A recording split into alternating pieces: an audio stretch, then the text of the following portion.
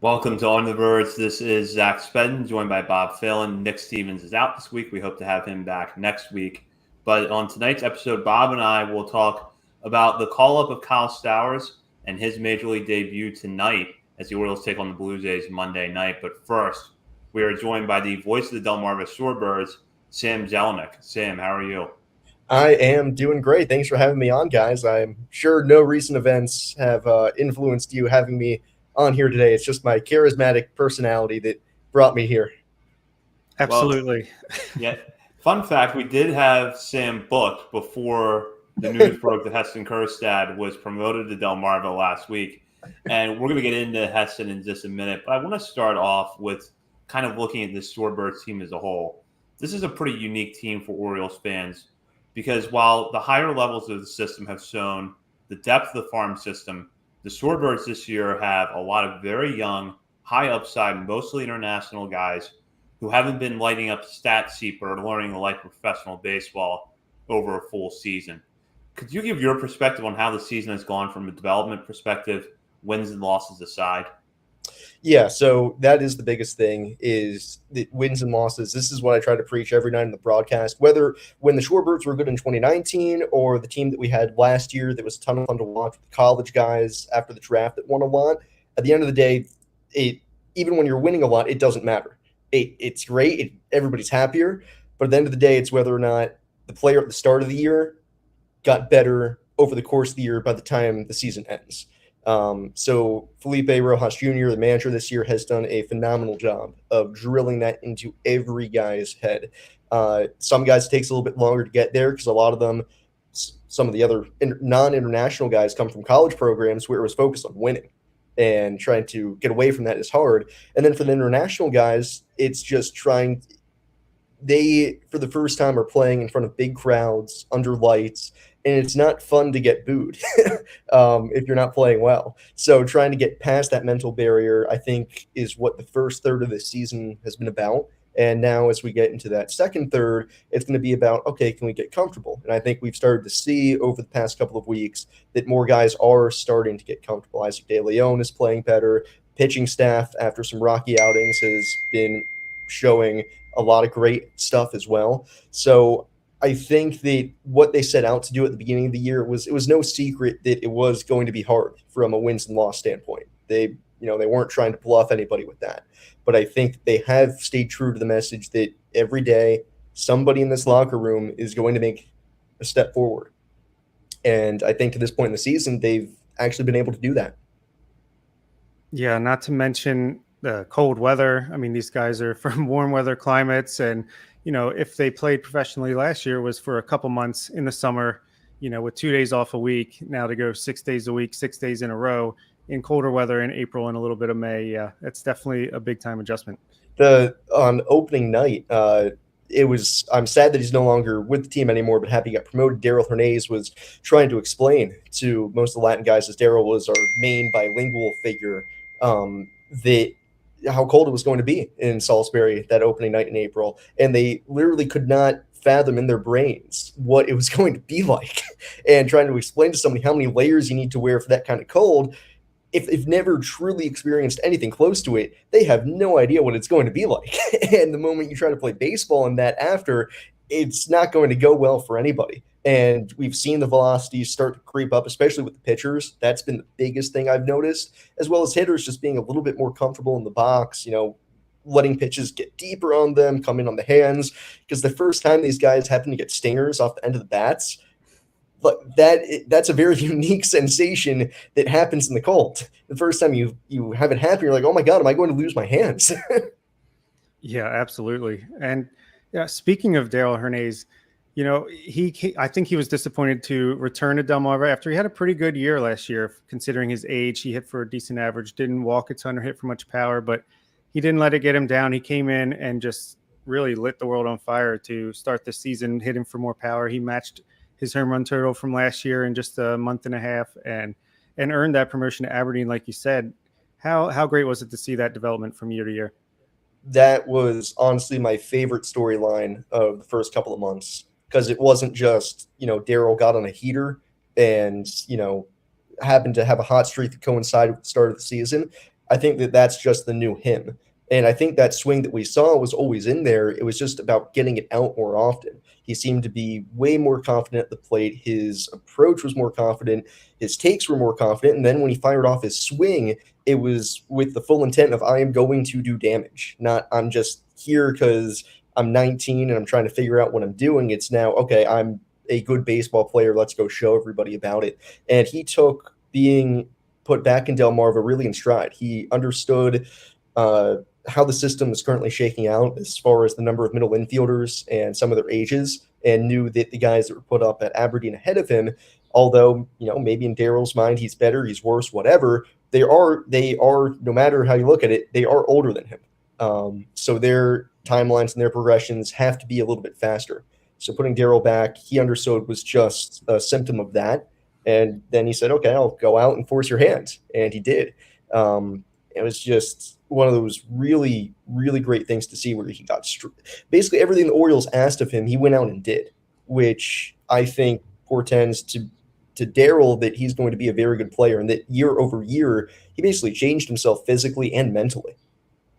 Yeah, and it's hard to remember that he's just 20 years old. He's still incredibly young. I mean, Gunnar Henderson might be in AAA, but that's a very rare thing. So he's still ahead of the curve as far as development goes. And yeah, I think he's got a bright future ahead of him. Yeah, no, it was so much fun, honestly, as well, seeing that even last year with him still being 19, the kind of captain role that he took last year, being around all year, and then this year being that bilingual linchpin between the English speakers and the Spanish speakers, and that he really took to that and loved it, and didn't view it as a burden or anything. He just went out and had fun. He said that was his goal from day one, was just to have more fun this year. And I think being around younger guys in a weird way helped him do that, because he saw how much they enjoyed the game. So Heston Kjerstad, after a long layoff, made his official professional debut last week with the Shorebirds. He's appeared in 2 games so far, and is 3 for 7 with an RBI. You've had a chance to watch him. How does he look right now, and what do you know about the Orioles' plan for him in trying to build up his workload after such a long layoff? So, I mean, everything that I've seen, I tried to watch as much video of him as I could from back in 2020 and 2019, just to see, okay, how can we compare the two here? Physically, honestly, the first time I saw him, he kind of blew me away. Shorebirds don't really have anybody that big anymore now that Josue Cruz got released. But when you see Heston, you're like, oh my God, that's a large, thick human being. And he still moves well. In the outfield, he looks good. His batting practice rounds are kind of what you would expect from a top 5 pick. It's got that different sound off the bat and makes you turn your head. So if you were to wipe away everything from the fact that it's 2 years since he's been drafted, and if he was a first round pick this year, I think everybody would be very pleased with what they have in front of him. As far as what the Orioles' progression plan is for him, I don't know any more specifics than what the Orioles have released, unfortunately, which is basically they're going to take the same. If I were to compare it, we've had Greg Cullen here earlier this year, who was rehabbing a hamstring injury, and he was a little bit further back in the progression than where Heston actually is right now, and that Greg just played 5 innings one day in the field, 5 innings DH the next, then 7-7, then 9-9. Heston's already at 7-7. I personally was a little surprised to actually see him play all 7 innings on Saturday. Maybe that was just a function of the game being limited to 7, and they said, screw it, let's go for it. But that's not the way the Orioles really operate, especially with Heston Kjerstad. So I don't imagine that's the way that they were, that they planned coming in, that you're going to play all 7 in the field today. And then Sunday probably would have been an off day, if I had to guess, if we hadn't gotten rained down. So I would guess it'll be 2 days on, 1 day off, 2 days on, 1 day off for the foreseeable future. Try to get him those back-to-back days, 1 in the field, 1 DHing, and then eventually ramp it up to, 3 days in a row or 2 days back-to-back in the field. Then you'll DH, day off, something like that would probably be where I would think. And I think the biggest thing about it isn't even so much in the field, it's getting him as many at-bats as possible right now. So DHing might become a bigger part of it than we expect. Yeah, I just have to imagine it had to be such a relief for him and such a great moment to finally get on the field with a uniform on in an official game. And it was just so cool to see him get off to a great start. The first 2 games, he's 3 for 7 with the double, a walk, maybe even, I don't know the specifics in front of me, but he played great. And it was cool to see. And fans, I don't think it's fair. A lot of Orioles fans have kind of given up on him already before he even got started, but seems like he's healthy and he's still only 23 years old. If he can finish this year in Aberdeen and then start in Bowie next year, he's not that far away. And I was honestly a little shocked, as you said, to his health, him being fully healthy. The double that he hit, that was just a line drive, 25 feet off the right field line. Right fielder slid, blocked it. And the great thing was that Heston hit the bag at first and turned it on and then took 2. There was never a thought of, oh my God, I have a hamstring injury. I need to be careful here. Let's tone it down. It was, let's push it. And this is game 2. So right. To be that healthy, not even just that healthy, but to have that mindset, because that for a lot of players is the thing that comes last, is whether or not you feel healthy on the field mentally. That was great to see. Yeah, no doubt about it, especially on a wet field like that. And, one of the few guys that had some pretty good numbers to start the year for you guys was Isaac Bellamy, who just recently got promoted up to High A Aberdeen. And what kind of – sorry, I lost track of what I was saying. He emerged as one of the better success stories of the season. What kind of player is he, and what do you think was the reason for his success with the Shorebirds? So he is not a wild character in personality. Sometimes he is, but he is wild just as a baseball player. That he only really started playing when he was 12, born in the Virgin Islands, goes to the DR, ends up getting signed by the Duquette regime, and has just kind of been lingering around for a little bit. The big thing that happened for him this year was he dropped switch hitting for at least the foreseeable future. He's no longer batting from the right side, which is actually his natural side. He's only hitting left-handed because he found he was getting so many more swings lefty. He's physically built.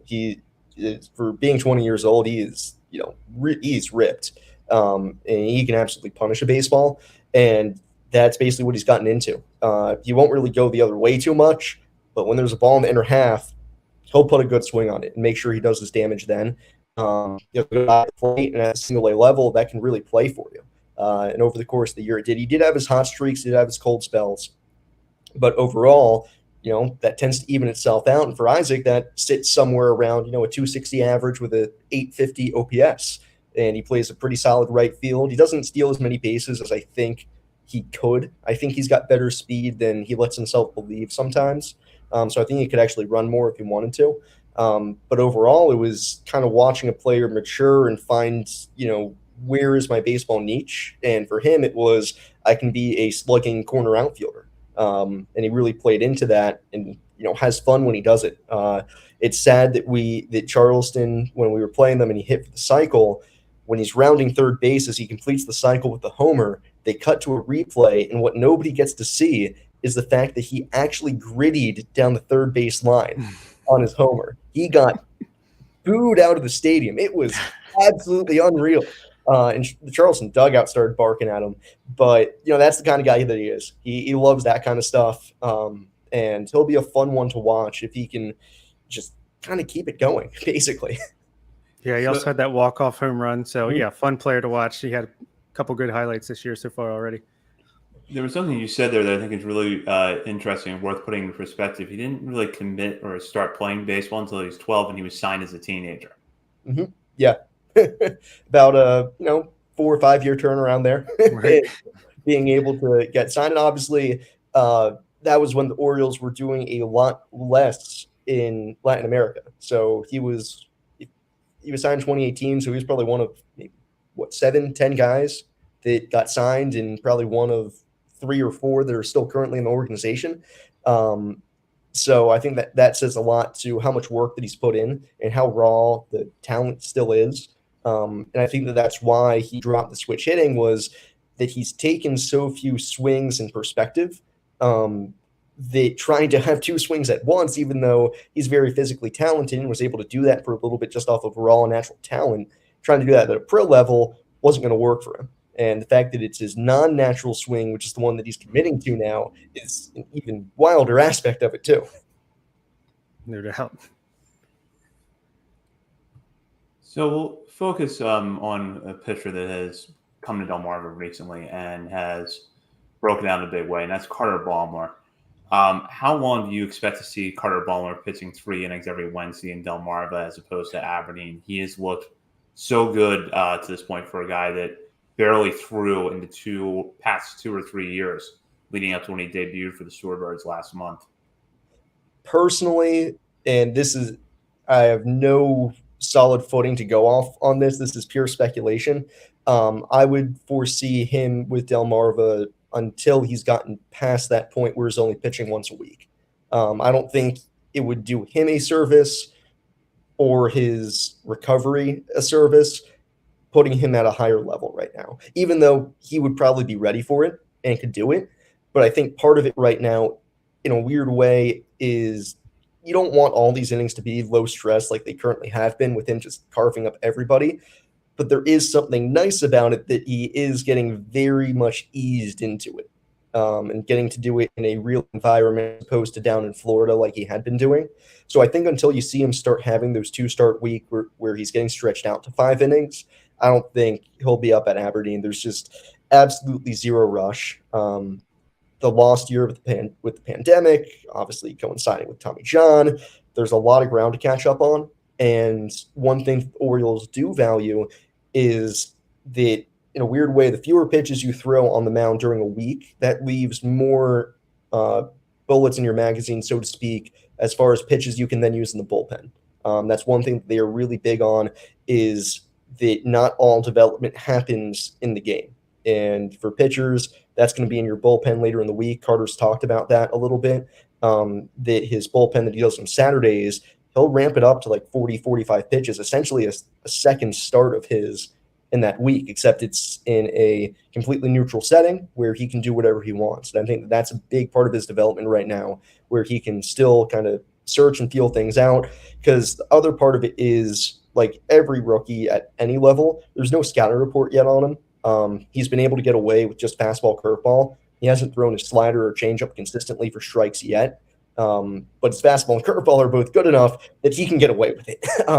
So I think they'd like to see him have that full 4-pitch mix before they throw him up for a challenge at Aberdeen. But I don't think that they'll want to challenge him until it's fully time and ready, where there's no restrictions left.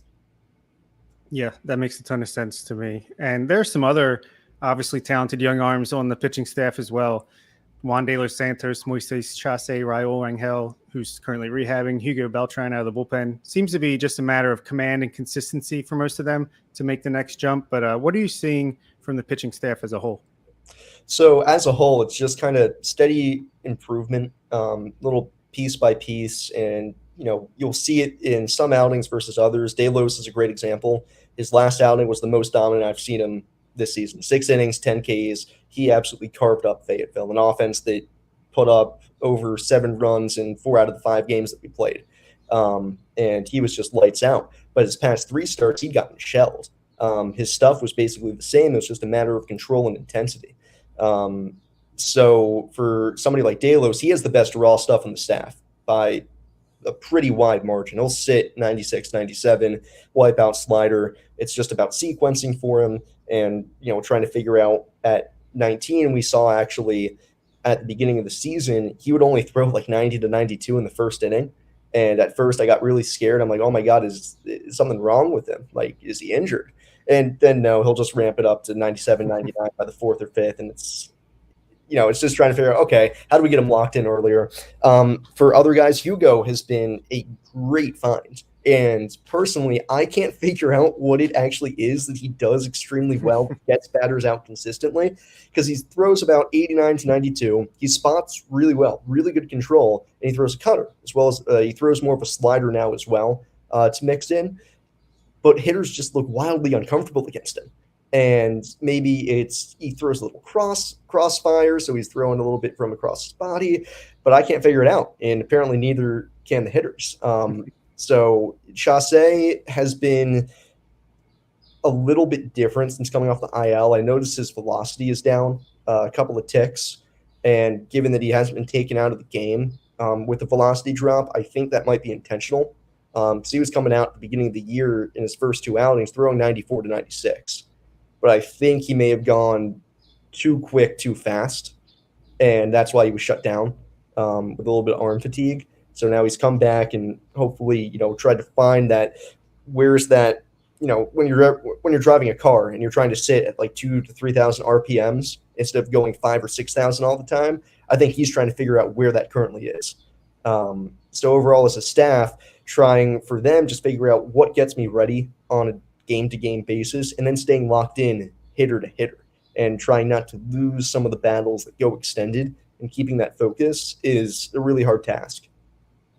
I will say that one of the tougher things for us with these minor league injury stints, it's like, okay, does this guy have a dead arm? Does he have Tommy John? Like, you can never tell until, oh, they're back. They're pitching tonight. That's great. So, yeah. Yeah, unfortunately, the injuries down here in the minors, I'm sometimes left in the dark as much as you guys are.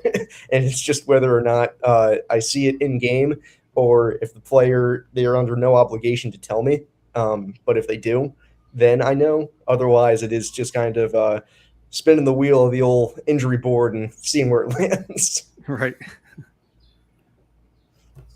So, talking about a guy that on offense that has just been on fire for the last few weeks, and that is Trenton Craig.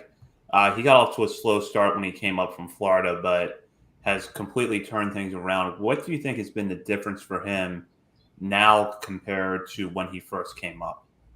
So there's a two-part difference. One, he was able to explain to me. One, he wasn't able to. I talked to him before the game Saturday, and the past week I've come up to him and said every day, man, you're looking good. And he's like, yeah, no, I'm feeling pretty good. And except on Saturday, he said, yeah, I know I'm good. So his confidence is skyrocketing. But he said that compared to the first 2 weeks, he feels like he's finally himself again. And I asked him, well, why weren't you yourself the first 2 weeks? And he said, honestly, I don't know. And for a lot of guys, that's just a feeling out process of getting comfortable in a new spot, playing professional baseball for the first time. There's a lot of factors that go into that. So he couldn't really pinpoint it, but he said, I'm just finally feeling like I'm Trenton Craig again. The other part of it is, and this was what he was able to explain to me, is mechanical. As far as his swing goes, he said basically when he would take his stride forward, his hands were following him, which, compare it to a boxer has a lot more ability to throw a dangerous punch. If they wind up, boom, hit somebody, as opposed to starting from a standstill, coming at you. So he said getting that space in between his hands and what would essentially be your shoulder allows him to create the power that he does have, and he can really rocket some baseballs. That was something that I was shocked about the first 2 weeks, was that we didn't see that power, because it's not like he was billed as a huge power guy, but as far as gap power and speed goes, he's a very athletic guy that the ball can jump off his bat. So I didn't know where it went. All of a sudden it's back, and it's due to that change, getting that hand and hip separation. Yeah, he seems like a guy that can definitely hit the ball over 100 miles per hour off the bat. Good to see that he's got himself back together. Another guy who got off to a very slow start, and John Muley actually spotlighted him in his newsletter today, is Creed Willems, the young catcher who has a lot on his plate right now, learning a pitching staff, working through a language barrier, making adjustments at the plate at 18 years old. So in his first real professional baseball season. But everybody that we've talked to has raved about his skills, his personality. How has the clubhouse changed since he joined the team? That's actually one thing I noticed. In my game notes, I keep record of everybody's personal record at each position. And Creed's record since he's joined the Shorebirds, he's played like 25 games now. I think he's 12-13 as the team's catcher, which, whether or not that's a coincidence or not, I have no idea. But for a team that is currently 19-37, I don't think that, playing 500 baseball all of a sudden comes out of nowhere. So like Mioli's article really laid out well, everybody just kind of gravitates towards him. It's hard not to either laugh, smile, or feel comfortable around him. He just kind of has that aura. And he's put in a lot of time and effort and work into getting better. The first thing that John laid out and that I found out a couple of weeks ago as to why he's playing better was literally the glasses. there was a 2 or 3 game stretch. I think it was actually when we finished up against Salem a month ago, where all of a sudden he wasn't striking out as much anymore. And I noticed he was making more hard contact. And I asked him before the next game, like, what changed? He said, oh, like, no, literally, I just started wearing glasses. That's it. Like, I have not done anything else, I swear. So, for some guys, it's just figuring that little piece out that, you got to be able to see the ball to hit the ball. But otherwise, it is just how he works well with pitchers and understanding them and not being intimidated by being 18 or now 19. He turned 19 a week ago.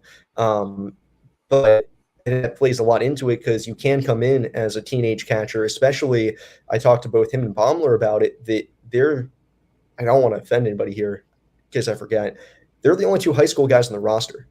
Obviously, you have a lot of international kids, but they all come in as a group. And they know each other. But getting drafted as a high school player to the Orioles is a rather rare feat at this point. You don't have anybody else to lean on. So all of a sudden, you either have to mature very quickly in your mindset and how you relate to people to be able to hold conversations with college kids, or you're going to be left on an island. And both of them have done really well at adjusting to that, especially Creed, because he was drafted just last year and he has a much more front-facing position as opposed to Carter, in that he's dealing with every single pitcher on the staff. And the fact that he's been able to cross that barrier, I think, says a lot about him. I think with young catchers, you're always kind of watching, like, what do they do behind the plate? How do they, react after a bad at bat? Do they take that back into the field?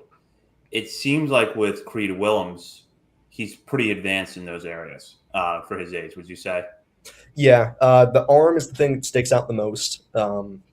Everybody knew coming in that was his carrying tool defensively. Pitch blocking is a harder thing, I think, to grade at this level, because if you just look at the number of wild pitches throughout the league, there's a lot of them. A lot of pitchers at this level are learning to control both breaking balls and fastballs. And you can't really fault a catcher for so many wild pitches at this level, or even pass balls on cross-ups, things like that, when sometimes pitchers aren't really giving you too much hope to block anything. But overall, I think he calls a very solid game. He blocks the pitches that you want him to block. And most importantly, he's constantly working hard back there. He never really takes a pitch off as far as, going to a backhand to try to smother something. It's always good mechanically. And for somebody that, for a while, people, didn't know, is his future actually behind the plate? How long are the Orioles going to keep him there? He's doing everything in his power to make sure that that is his future.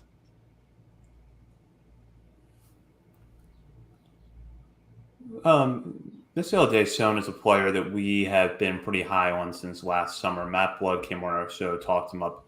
He put up excellent numbers in the FCL last year, got a cup of coffee at Delmarva to end the year and returned there this year, and the results have been kind of up and down for him.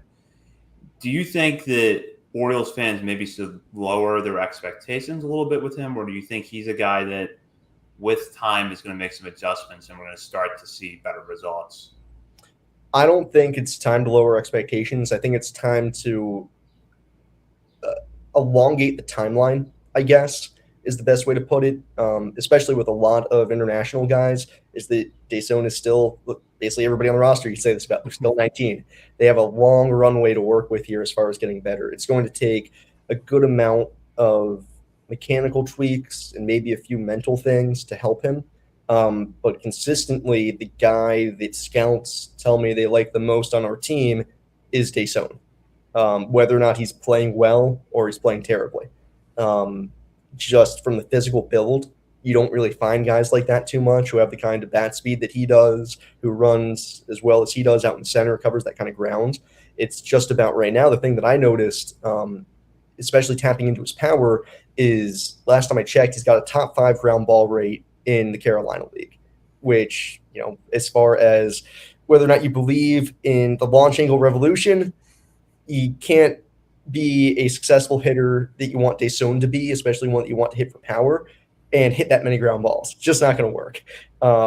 So what I've seen is he lets pitches get a little bit too deep in trying to go the other way, either because he doesn't want to swing and miss, which has still come about a good deal, which, letting a pitch travel deeper then saps you with the ability to actually lift it into the air anyways or drive it with any power. So I think trying to catch the ball out in front will be the next step for him, and then just trying to figure out how pitchers are game planning him. Because sometimes it seems like he goes up there and a pitcher flips in a breaking ball or deviates from the script that he thought that the pitcher was going to go with, and sometimes can just seem lost a little bit. So, the biggest thing that scouts have said to me, as much as they admire Deson and think he has the most raw talent, is that guys in his mold are the ones that are hurt the most by the lack of short season right now. That would be a really good place for him to go and figure things out, because otherwise now it is just you stay here and you stay here until you figure it out. A good comparison, I think, would be to the Fredericksburg Nationals, Jeremy De La Rosa. De La Rosa looked atrocious last year, and we saw a lot of them. We played 36 times against the Fred Nats, and he had an OPS under 600. He struck out in half of his at-bats. This year he's hitting like 330. So, give it a little bit of time, and depending whether or not Deson figures it out the second half of this year or maybe come back for another go-around, there's still a lot of time left to be had to figure that out. Yeah, I have noticed that he's walked a little bit more the last week or two, and I did see him sting a ball that the second baseman made a pretty nice play on and caught. So still high hopes for Deson. And another guy who can draw a walk, Isaac De Leon. 20 years old and leads all of the Orioles minor leaguers in walk percentage for those who have 30 at-bats at least. Do you ever see the hit tool catching up to make him a pretty good leadoff candidate down the line? So I think that's actually a kind of seesaw problem for De Leon right now, is that he is being a little bit too passive at the plate, that it doesn't allow him to tap into his hit tool right now. He'll take so many pitches and try to work the count so much that he gets into a lot of two-strike counts, and hitters are less successful in two-strike counts naturally. Of late, we've seen that change where he's had more success in two-strike counts and been comfortable, and that's why his average has risen. But that'll be an interesting thing of how they diagnose his current passivity at the plate, as far as, well, he is taking all the walks that we want him to, but at the same time, would we rather have him swing more at this level because we want that hit tool to flourish? We're kind of working at an extreme pole right now with the amount of walks that he has. So I personally would like him to swing a little bit more, because we already know that he does have an elite eye at the plate. If the Orioles go ahead and say, hey, we know you can take pitches, we know your strike zone, but don't be afraid to let it fly, and let the barrel eat, let your swing eat, because he is a really good hitter. He has one of those rounds of BPs that, again, you turn your head at. He's got that physical size that I think that can lend to him being a very good hitter. It's just about getting that A swing off as many times as possible. I think he sometimes will just paint himself into a corner of getting into a pitcher's count. Yeah, it sounds like me trying to play MLB The Show. I'm either swinging at everything or I'm waiting until there's 2 strikes. So, yeah. You've got a few new hitters down there right now, in Helio Prado, Frederick Bencosme, and Steven Acevedo. You haven't had much of a chance to see them, but from what you have seen so far, what are your thoughts on them? I absolutely love Prado. I got a chance to talk with Kobe Perez last week. He was in town, and talking about how you discover those trade pieces. Everybody, it may have just been a running joke at the time because the Orioles are the Orioles, but everybody gave the O's a lot of flack in trading Cashner for 2 17-year-old Venezuelans who we're not going to see in the next decade. Well, we're finally seeing Prado and Romero, and personally, I like what I see. Elio's got really good athleticism. For him, it's going to be about staying healthy. He's back on the IL, which, that sucks with a little bit of a hamstring tweak, but he'll be back relatively soon.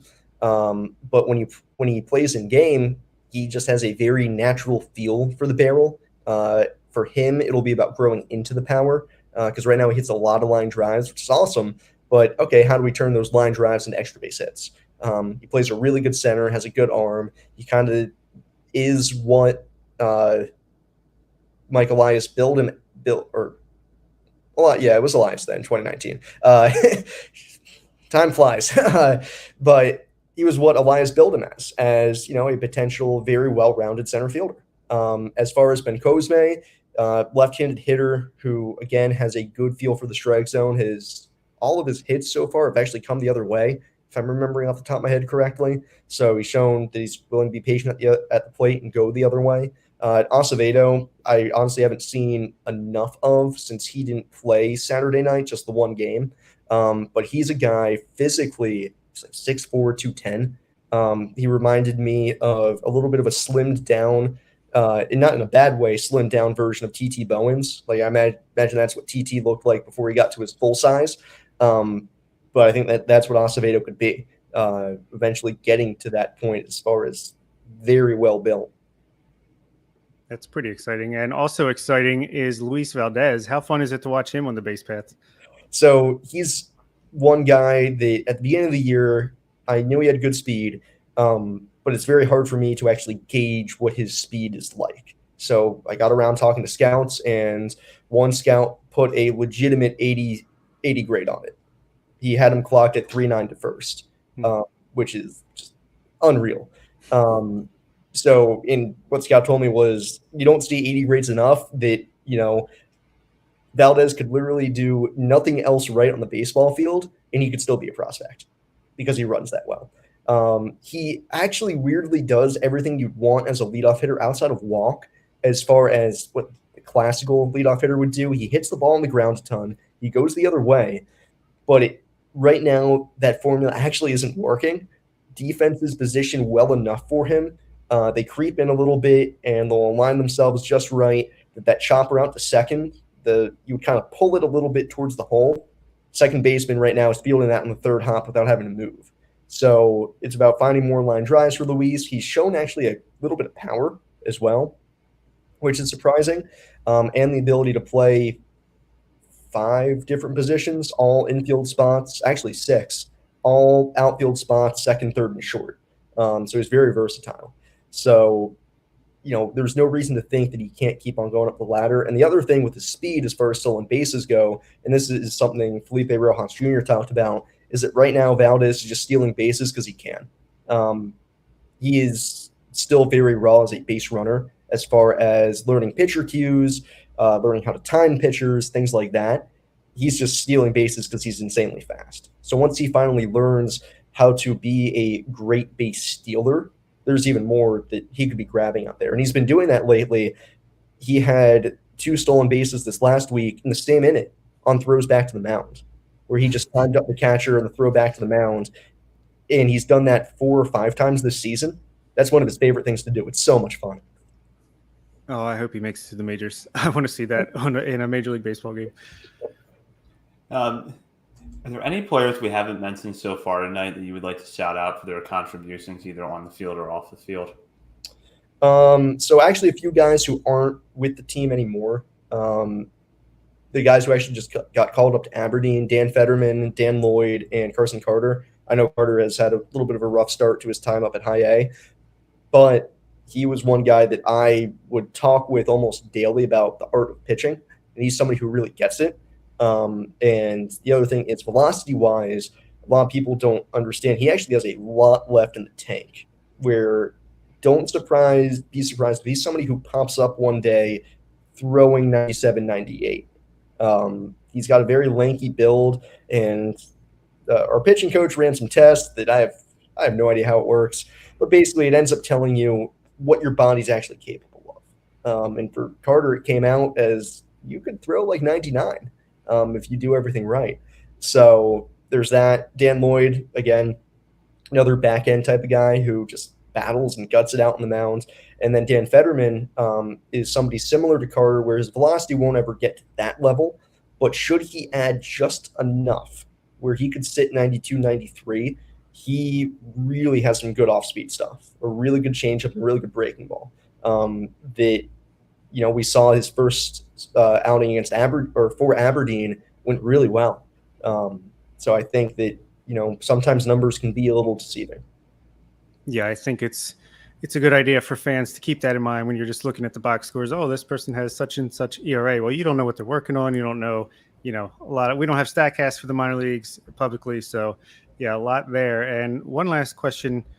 Are you looking forward to a few weeks after the draft when you have to learn like 10, 15 new players and pronunciations and stats? And... Oh my God. Yeah. Last year, getting the 20 new guys on one day was it was a ton of fun, but it might have been the most stressful day I've had in my life. We happened to have that same Tuesday. I think we pulled tarp like 3 or 4 times because we're like, we cannot have this game tonight postponed. We have right. to.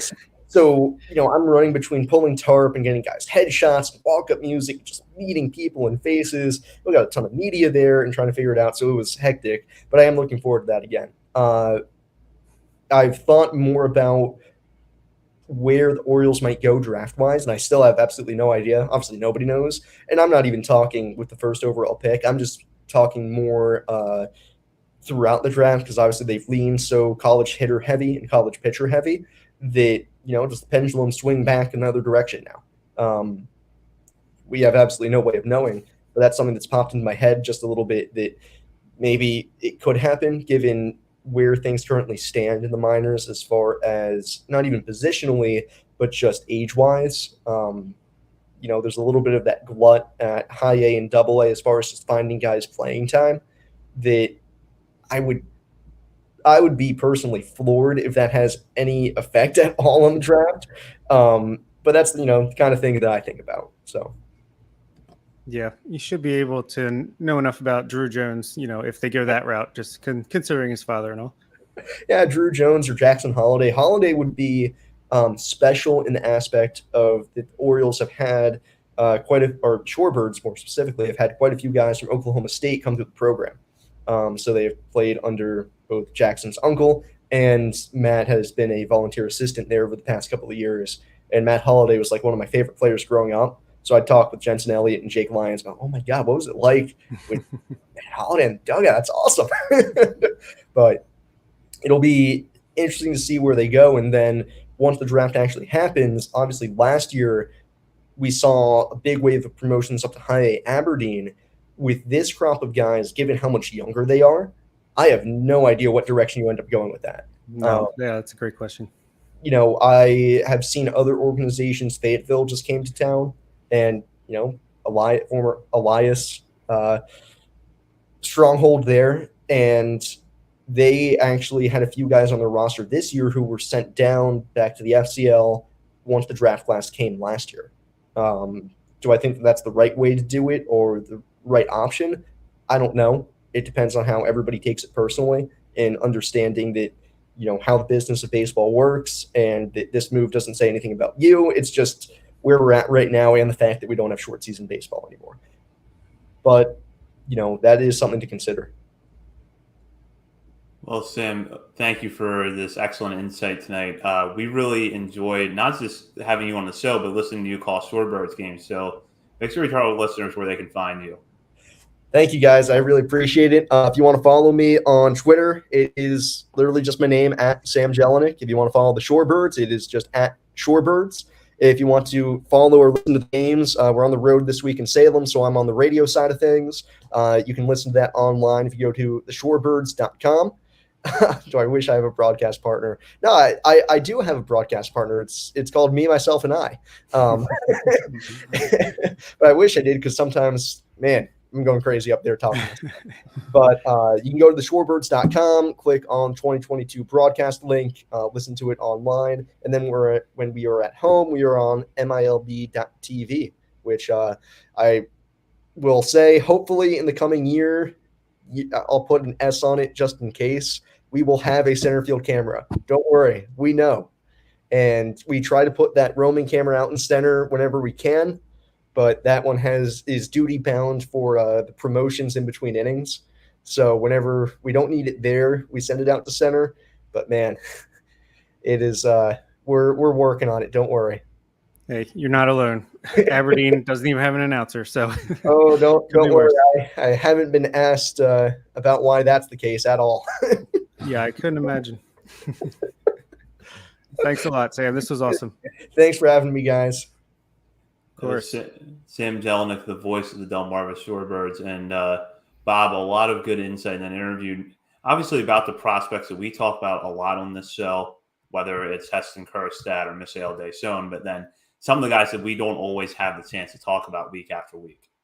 Yeah, I feel like I'm actually going to have to go back and listen to this one myself. I usually don't do that with our episodes. I feel like there was a ton of great information crammed in here with all these guys that have, not as much information about. So yeah, this was an excellent interview, and I'm sad Nick couldn't be here to take part in it, but I'm sure he'll be listening either live or on playback and enjoying it as well.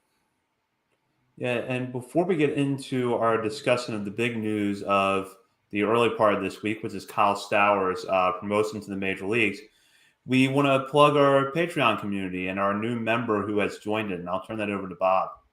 Yeah, we got one new member, Ryan McGonigal. I think we can just call him Professor. Welcome aboard. Thanks for joining. Good to have you. Good to have you, Ryan. And with that, Bob and I will go to the big news that broke on Monday, which is that Kyle Stowers was added to the 40-man roster. I believe the technical term is that he was purchased from AAA Norfolk and called up to the major leagues. It was expected we might see Stowers in Toronto this week based on some reports that had been emerging over the last week or so. But it seemed like the direction that those were going in was that Stowers would be added to the taxi squad. In other words, we would probably only see him if there was an injury that was unexpected, and after a few days, he'd be back in Norfolk. The Orioles instead add him to the 40-man roster.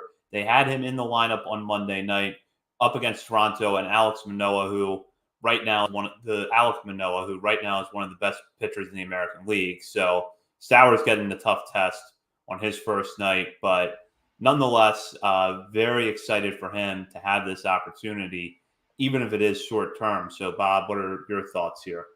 Yeah, it's very exciting. I actually have the game on in the background here, just keeping barely an eye on it. But I saw that Stowers struck out on 3 pitches in his first at bat and then flew out to left field on a full count in his second at bat. I haven't seen him make any defensive plays, but even if it is just 4 games and then back down, we know he'll be back up soon as somebody's traded or someone's hurt. I think it's not a bad thing to let him get his feet wet, let him get a taste. Yeah, tough matchup with Manoah right off the bat, but hey, you're going to be facing tough pitchers in the major leagues no matter what. And yeah, maybe if Yusniel Diaz wasn't hurt like 87% of the time, then maybe he would have got this chance. But yeah, it's still exciting. And, I hope he can somehow find a way to force them to try to keep him up by the time Friday rolls around. Yeah, and I realized I got a little bit ahead of myself there, although I think most of our listeners probably have been following what's going on, that due to Canada's COVID vaccination laws, players who are not fully vaccinated can't play. In Toronto this year, Keegan Aiken and Anthony Santander were added to the restricted list before the series began, and neither player traveled to Toronto. So it was known at that point, although we didn't know for sure until Monday who was going to go on the restriction list. The expectation was that the Orioles would have at least 1 or 2 players that went on the restricted list. Enrico Garcia was the other player coming up from Norfolk, the right-handed pitcher taking Aiken's spot. I think with Stowers, we knew that this move was coming at some point this year. It was just a matter of what was going to be the thing that made the Orioles finally do this. And I don't feel like development-wise he really has much left to prove at AAA.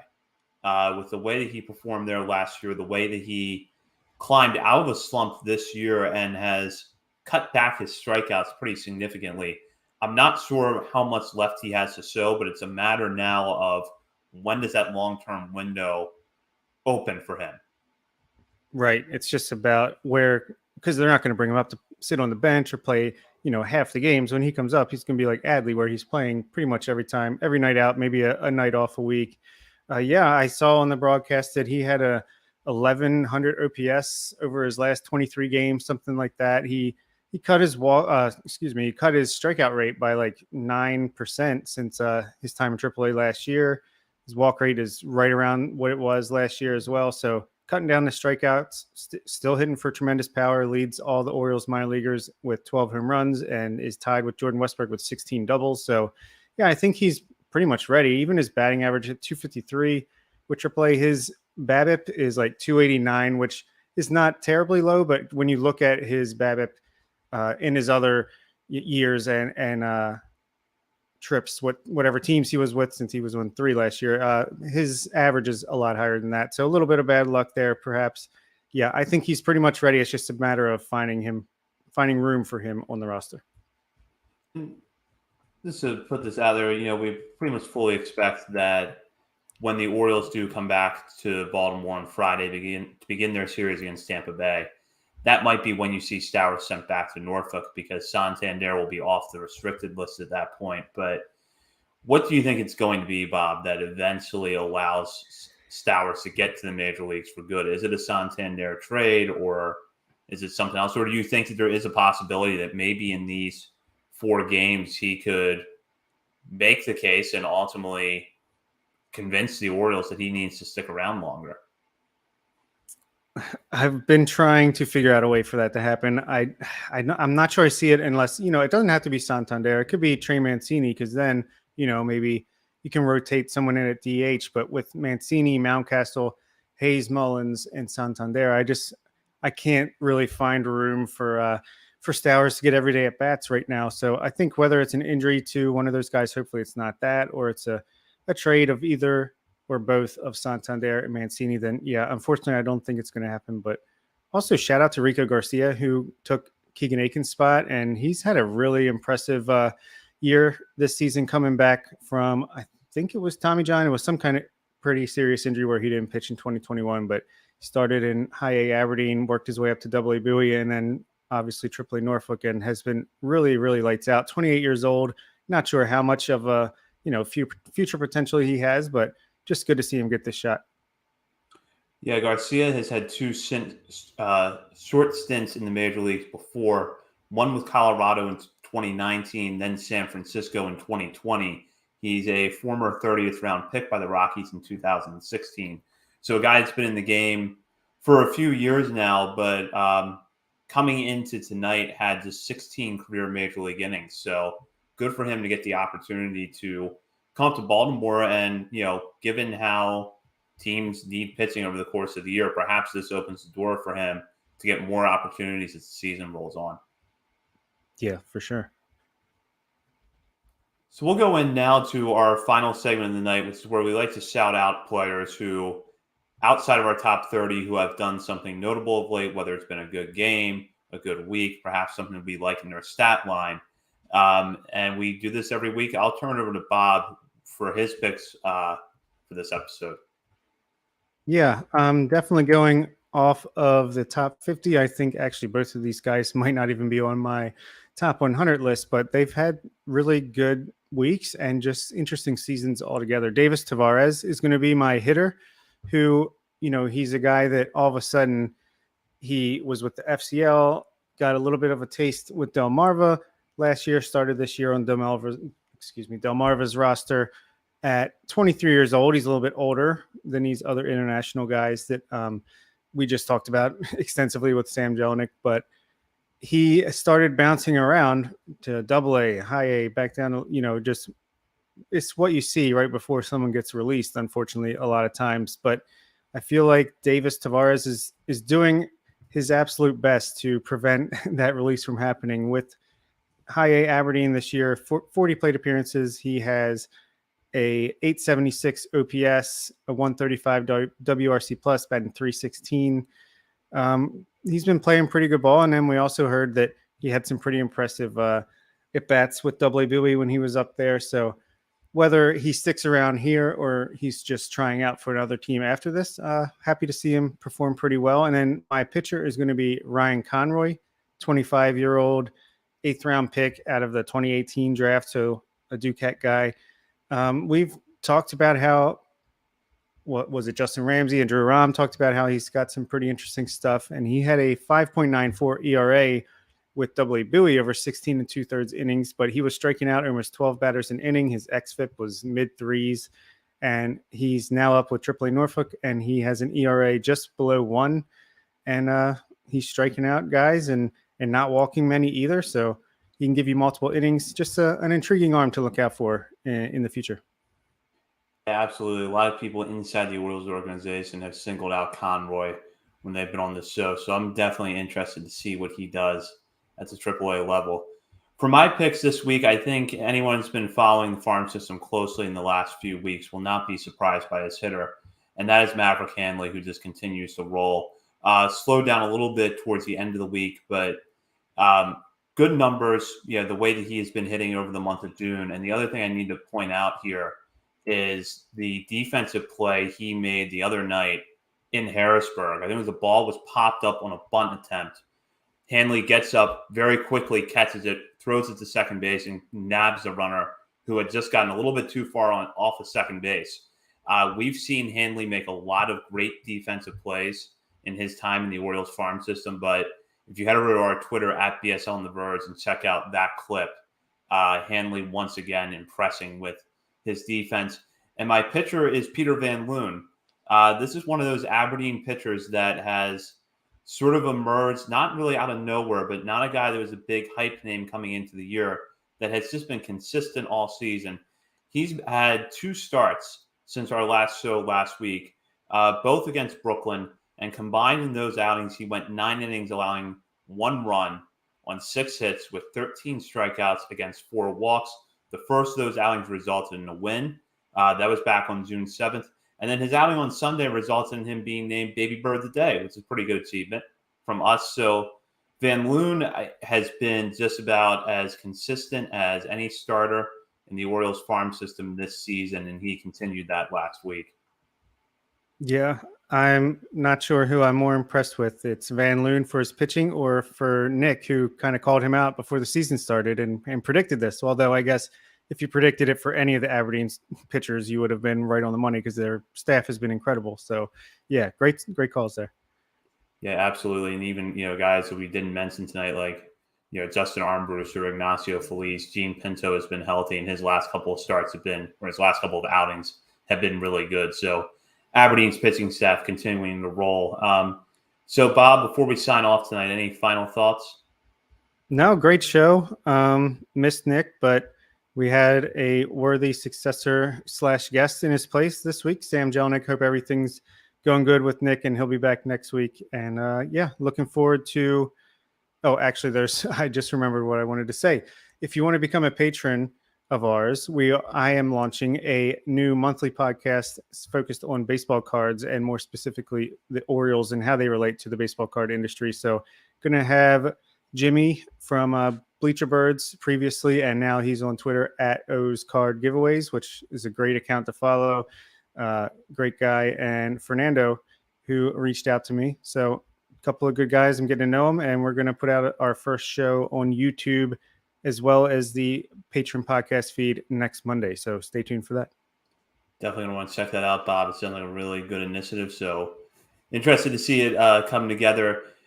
We will be back on the air next Monday with a new episode. In the meantime, check out BaltimoreSportsAndLife.com for all of the latest articles on the Orioles, Ravens, college sports, and more. Bob has a couple of new pieces up on the site this week that are worth checking out.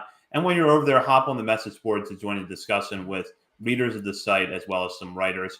And follow us on Twitter at BSL on the Verge. We'll have you caught up with Orioles minor league news throughout the week before we are back on the air next week. Thank you again to Sam Jellinek for his appearance tonight. For Bob Phelan and Nick Stevens, this is Zach Spedden. You've been listening to On the Verge.